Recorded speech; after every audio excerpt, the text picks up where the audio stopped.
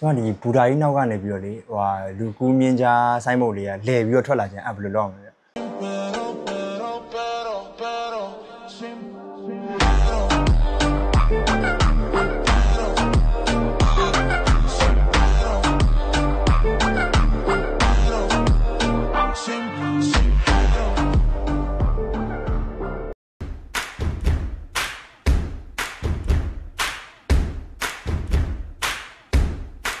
ဒီဘူရာကြီးရဲ့အနောက်ထက်ကနေပြီးတော့ဒါလေးထွက်လာနော်ရှေ့ရန်ထွက်လာလို့မရဘူးနောက်ကနေထွက်လာဟုတ်နော်အဲ့ဒါဆိုလို့ရှိရင်ဒီအနောက်ကနေသူ့ရဲ့အနောက်ကနေထွက်လာနေတာဖြစ်တဲ့အတွက်သူ့ကိုထွက်နှစ်ခုပွားပြီးတော့ဒီဘူရာကြီးနဲ့နောက်က background တွေကိုတီးတန့်ခွဲရနောက်ကနေထွက်လာမဟုတ်ဘူးနဲ့ရှေ့ရန်ထွက်လာဆိုရင်တော့ကိစ္စမရှိဘူးဒီဟာကို mask နဲ့တီးတန့်ခွဲစရာမလိုဘူးအခုကမောင်လေးကကျတော့ဘူရာကြီးရဲ့နောက်ကထွက်လာနေတာဖြစ်တဲ့အတွက်ဒီဘူရာကြီးကိုထွက်နှစ်ခုခွဲလိုက်နော်ထွက်နှစ်ခုခွဲလိုက်မယ်ခွဲပြီးတဲ့အခါမှာအဲ့ဘူရာကြီးကိုတီးတန့်ထပ်ပြီးတော့ကီးဖိန်နဲ့ပေါ့နော်ဒီ max နဲ့လိုက်ဖောက်နော်အဲ့တော့အရင်ဆုံးဒီဘူရာကြီးကို max နဲ့ဖောက်မှဆိုလို့ရှိရင် effect control တွေကိုသွား effect control တွေကဒီ opacity ရဲ့အောက်မှာဒီခဲတံပုံစံလေးနဲ့ပေါ့နော်ဒါလေးနဲ့လိုက်ပြီးတော့ဘူရာကြီးကိုလိုက်ဖောက်လိုက်Photoshop နဲ့လုပ်လဲရတယ်ဒါပေမဲ့ဒီရက်မှာ Adobe Premiere ကတခါတည်းခုနောက်ပိုင်းဒီလိုမျိုး mask ဖောက်လို့ရအောင်ပါပြီးသားဖြစ်တဲ့အတွက်Photoshop ထဲမှာသွားလုပ်ကြရတော့မလိုတော့ဘူးပေါ့နော်အဲ့ဒါလေးကိုကွက်ပြီးတော့ select ပေးလိုက် white ပြီးတော့ဒါဆိုရင်ဘူရာကြီးအဆောက်အဦကိုပဲတီးတန့်ကွက်လိုက်တာနော်အဲ့ဒါလေးကိုတကယ်လို့အောက်ကဥစ္စာကိုအမှန်ချစ်မျက်စိဖြုတ်ကြည့်မှဆိုရင်ဒီမှာနော်အောက်ကဒီဥစ္စာက background ဘောကဒီရုပ်ကကြတော့ဒီဘူရာကြီးတီးတန့်ဖောက်ထားတယ်နော်အဲ့ဒါဆိုရင်လေယာနှစ်ခုကွဲသွားပြီဒီဥစ္စာကကြတော့နောက်ကောင်းခင်ဒီအဘောကကြတော့အစာကိုဘူရာကြီးနော်အဲ့ဒါပြန်ဖွင့်လိုက်မယ်အဲ့တော့ဒီမှာနှစ်ခုကွဲသွားပြီပေါ့နော်အဲ့တော့နှစ်ခုကွဲသွားတဲ့ကြားတဲ့ကိုအပေါ်ကိုတင်လိုက်ဒီမှာတစ်ခုဟသွားပြီနော်ဟသွားရတဲ့ကိုဒီဟာကိုဒါလေးကလည်းလဲပြီးတော့ထွက်လာကြတယ်ဒီ background မပါဘဲနဲ့ဒါလေးပဲတီးတန့်ထွက်လာကြတယ်နော်အဲ့တော့တီးတန့်ထွက်လာကြတာဆိုလို့ရှိရင်တော့တီးတန့်ထပ်ပြီးတော့သူ့ကိုလည်း mask နဲ့ဖောက်ပေးရနော်ဖောက်မှဆိုလို့ရှိရင်သူ့ရဲ့ပထမဆုံး frame ပေါ့နော်ဒီမှာနဲ့ဒီ keyboard က frame ပေါ့နော်ဒီ arrow key လေးနဲ့ဟိုဘက်ဒီဘက်တိုးကြည့်လိုက်နော်အဲ့တော့ဘယ်ဘက်ကိုတိုးလို့ရှိရင်ဘူရာကြီးရုပ်ညာဘက်ကိုတစ်ချက်နှိပ်လိုက်လို့ရှိရင်ဒီလမ်းညွန်ဆိုင်ပုံလေးပေါ့နော်ဒီလူကူမီဂျာလမ်းညွန်လေးဒါလေးကိုဓာတ်ပုံရိုက်လိုက်မယ်အရင်ဆုံးနော်ဓာတ်ပုံရိုက်လိုက်မယ်ဓာတ်ပုံရိုက်မယ်ဆိုရင်ဒီမှာဓာတ်ပုံရိုက်လို့ရတဲ့ဟာလေးပါတယ်ပေါ့နော် export frame ဒါလေးရှိရဲဒါလေးတစ်ချက်နှိပ်လိုက်နှိပ်တဲ့အခါမှာလည်းဒီမှာ format မှာ JPEG နော် JPEG ကိုယူရမယ်ပြီးရင်ဒီမှာ import တခါတည်းဒီ project ထဲကိုရိုက်လိုက်တဲ့ဓာတ်ပုံလေးတခါတည်းထည့်ဖို့အတွက်ဒါလေးကိုအမှန်ချစ်လိုက်တကယ်လို့ဒါကိုအမှန်မချစ်ထားဘူးဆိုလို့ရှိရင်ဒီဓာတ်ပုံလေးကဒီ project ထဲကိုတိုက်ရိုက်မရောက်ဘူးနော်တိုက်ရိုက်မရောက်ဘူးသူကဒီမှာပတ်လမ်းကြောင်းလေးရှိတယ်ဒီဓာတ်ပုံလေးဘယ်ထဲကိုတင်သွားမှာလဲဆိုတာကိုရွေးလို့ရတယ်ဒီမှာအခုလောလောဆယ် C ထဲကစနမင်းနဲ့ကိုရောက်ပါနော်အဲ့လိုမဟုတ်ဘဲနဲ့ကိုကတခြားနေရာပေးခြင်းနဲ့ဆိုလို့ရှိရင် browser ထဲကနေပြီးတော့နေရာတစ်ခုပေးလိုက်ပါနော်ဒီ J ထဲကိုပေးလိုက်မယ်ဆိုရင် select အဲ့ဒါဆိုလို့ရှိရင်ဒီထဲကဒီ J ထဲကိုရောက်သွားမှာနော်အဲ့တော့ဒါ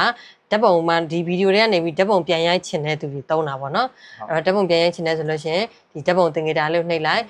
ပြီးတော့ဒီမှာနေရာပေးလိုက်လို့ရှိရင်ကိုဓာတ်ပုံသိမ်းစေချင်တဲ့နေရာပေါ့နော်ပြီးရင်တခါတည်းဒီ project ထဲကိုပါတခါတည်းရောက်စေချင်တဲ့ဆိုရင်တော့ဒါလေးကိုအမှန်ချစ်လိုက်နော်အမှန်ချစ်လိုက် okay ဒီလိုဓာတ်ပုံရိုက်လိုက်ပြီဆိုရင်ဒီ project panel တွေကိုသွားကြည့်လိုက်နော် project panel မှာဒီမှာခုနရိုက်လိုက်တဲ့ဓာတ်ပုံလေး stay လေးပေါ့နော် stay လေးရောက်နေပြီဆိုရင်အဲ့ဒါလေးကိုဒီမှာအရင်ဆုံးဒီဘီနာမှာကတ်လိုက်ပါနော်ဒီဘူရာကြီးရဲ့ဗီဒီယိုရဲ့နောက်မှာကတ်လိုက်မယ်တိုင်းရဲ့မလို့အသေးဘူးဆိုရင်ခဏနောက်ဆုတ်ထားလိုက်ဒါဗီဒီယိုပေါ့နော်ဒီလမ်းညွန်ဆိုင်ပုံဗီဒီယိုဒါကြတော့ဓာတ်ပုံအဲ့တော့ဓာတ်ပုံကိုအရင်ဆုံးအလုပ်လုပ်ရမှာပေါ့နော်ဓာတ်ပုံဒီဓာတ်ပုံလေးကဒီနောက်ခံ background မပါဘဲနဲ့အရင်ဆုံးဒီဟာလေးပဲเนาะဒီလူကူးမြင်းကြားလေးကိုပဲအရင်ဆုံးထွက်လာကြတယ်ဖြစ်တဲ့သူ့ကိုတီးတန့် mask နဲ့ဖောက်လိုက်မယ်ဒါလေးနဲ့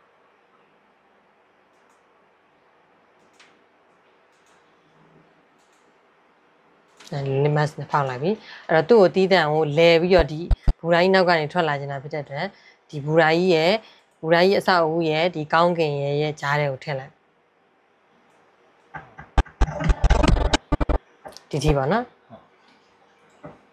ဒါလေးကိုပိုးတဲ့ဘိုင်းလေးကိုကပ်ဖြတ်လိုက် ပြီးရင်ဒီမှာအခုဒီမှာဒီခုနလမ်းညွှန်ဆိုင်ပုတ်လေးကဒီဘူရာကြီးရဲ့နောက်မှာရှိရနော်လောလောဆယ်အပေါ်ကိုတင်လိုက်မယ်နော်အပေါ်ကိုတင်လိုက်မယ်လဲပြီးတော့ထွက်လာတယ်လဲပြီးတော့လည်းထွက်လာခြင်းနဲ့အပေါ်ကနေလည်းတက်လာခြင်းဟုတ်ပြီနော်အဲ့ဆိုလို့ရှိရင်အားလေးကိုအ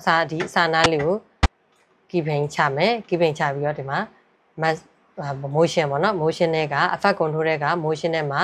position ရော scale ရော rotation ရောနော်အမှကီဖိန်ချမယ်အပြီးရင်ဒီဘက်ကိုတိုးလာမယ်နောက်တစ်ထပ်ပြီးတော့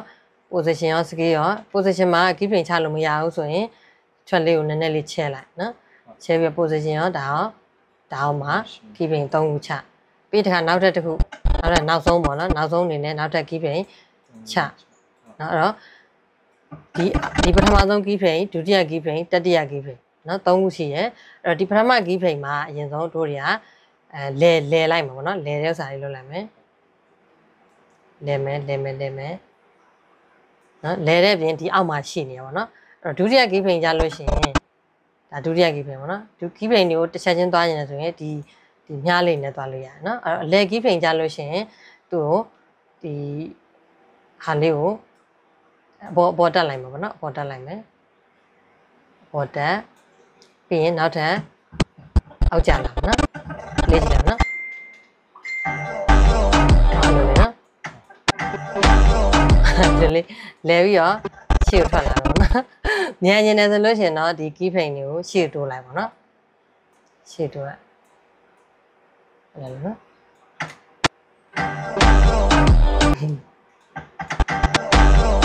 ရောက်သွားပြီဒီဓာတ်ပုံလေးငြိမ်သွားပြီဆိုတာနဲ့အနောက်ကဒီဗီဒီယိုကိုတွဲပြီးတော့ပြမယ်နော်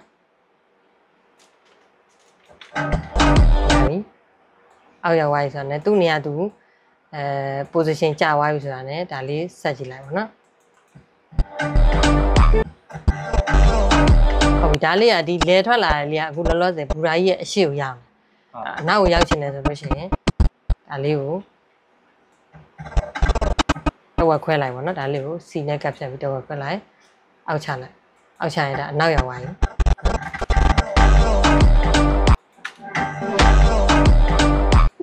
လဲပြီးတော့ချီကိုထွက်လာပြီပေါ့နော်ဒါတော့ဟိုဟာပေါ့ပြောမှဆိုလို့ရှိရင်နည်းနည်းဝေးနေလို့ကီးဖိန်ဝေးနေလို့နှေးတယ်လို့ဖြစ်နေတာပေါ့နော်အဲ့တော့မြန်နေတယ်ဆိုလို့ရှိရင်တော့ကီးဖိန်တွေကိုနည်းနည်းကတ်လိုက်ပေါ့နော်အဲ့တော့ဒီမှာ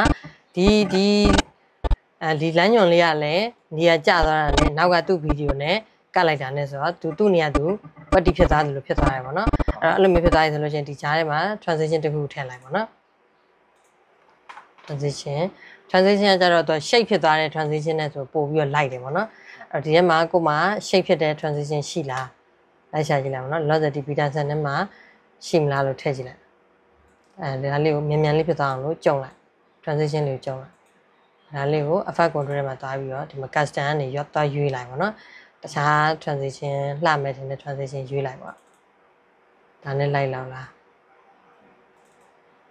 ရွေးကြည့်လိုက်ပါတော့တခုပြီး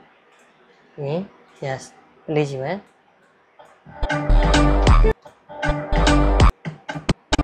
တင်လာနောက်တစ်ခုရွေးလိုက်ဒါရွေးကြည့်transition ကတော့ကို live ဖက်မဲ့ဥစ္စာကိုစိတ်ရှိရှိလေးနဲ့ရွေးလိုက်ပါတော့လေးကြည့်လိုက်မယ် right လာတယ်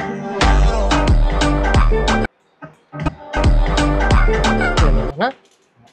အဲ့တော့အဓိကကတော့နံပါတ်1ဒီဘူရာကြီးကိုနေရာ2ခု track 2ခုခွဲလိုက်မယ်ခွဲပြီးတော့ဒီအစာအိုးကြီးကိုတက်ဖောက်ထုတ်လိုက်တယ်ဖောက်ထုတ်ပြီးတော့မှနောက်ကနေပေါ်လာခြင်းနဲ့